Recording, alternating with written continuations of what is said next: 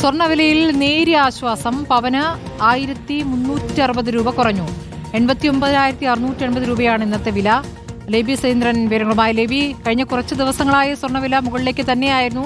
ഇന്നിപ്പോൾ കുറയുമ്പോൾ 1000-ലധികം കുറവുണ്ട്. 1360 രൂപ കുറഞ്ഞിരിക്കുന്നു.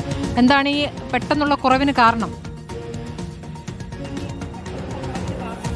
സ്മൃതി, അന്താരാഷ്ട്ര വിപണിയിലെ വില വ്യത്യാസം തന്നെയാണ് കേരളത്തിലെ സ്വർണ്ണ വിപണിയിലും പ്രതിഫലിച്ചുകൊണ്ടിരിക്കുന്നത്.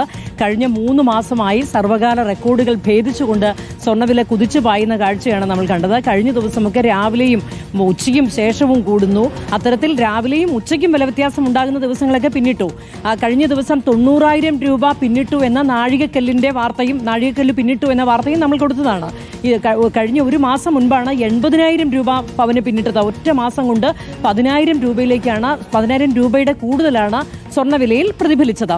എന്തായാലും ഇത്തരത്തിൽ സ്വർണ്ണവില കുതിച്ച് പായുന്നതിനിടയിൽ നേരിയ ഒരു കുറവ് 1360 രൂപയുടെ കുറവ് പവന് വന്നിരിക്കുന്നു. ഗ്രാമിന് 170 രൂപയുടെ കുറവ് വന്നിരിക്കുന്നു. ഗ്രാമിന്റെ ഇന്നത്തെ വില 11,210 രൂപയാണ്.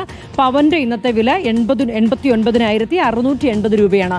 കഴിഞ്ഞ ദിവസം ഇത്തരത്തിൽ വില കുതിച്ചു പായുന്നതിനിടെ 90,000 എന്ന നാഴികക്കല്ല് പിന്നിട്ടു. 90,000 പിന്നിട്ട് മുന്നേറുമ്പോൾ ഈ 90,000 എന്നൊക്കെ അന്ന് പറയുമ്പോൾ ഇതിന് ഏകദേശം 10,000 രൂപയോളം അധികം വരും പണിക്കൂലിയും അപ്പം നികുതിയും എല്ലാം ചേർത്ത്. അങ്ങനെ 1,00,000 രൂപ തൊട്ടിട്ടാണ് ഇപ്പോൾ അല്പം ഒന്ന് സ്വർണ്ണവില പിന്നോട്ട് വന്നിരിക്കുന്നത്. സ്മൃതി, ശരി. ലേബി സേന്ദ്രനാണ് വിവരങ്ങൾ നൽകിയത്.